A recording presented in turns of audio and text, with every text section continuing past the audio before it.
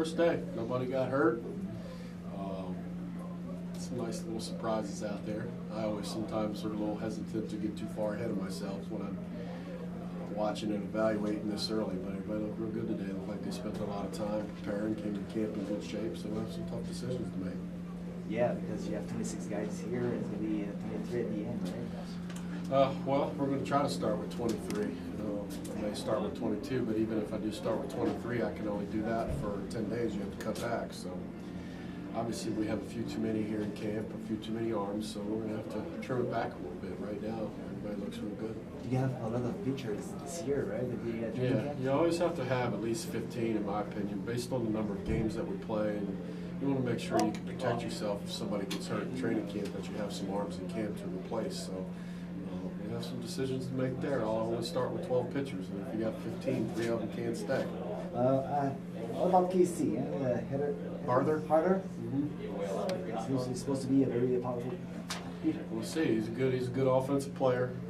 Doesn't possess a whole lot of foot speed, but he's a run producer. He drives in a lot of runs. He's always hit for a high average in his career, so I expect him to be a kind of a middle of the order guy and be real productive for us.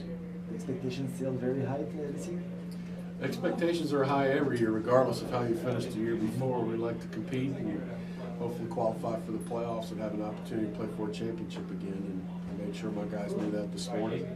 That's kind of what Winnipeg's about here. So hoping that we can kind of pick up where we left off. Okay. Just quickly, Melissa Martin. Hi, Melissa. Can you just kind of describe the buzz around the room and the guys There's a actually getting buzz? out? Well, getting out in front of all these fans for the first time for a lot of these. I'm sure they're excited. I don't think they've ever practiced anywhere in their career, amateur or professional, where they've had a few thousand people sitting around watching.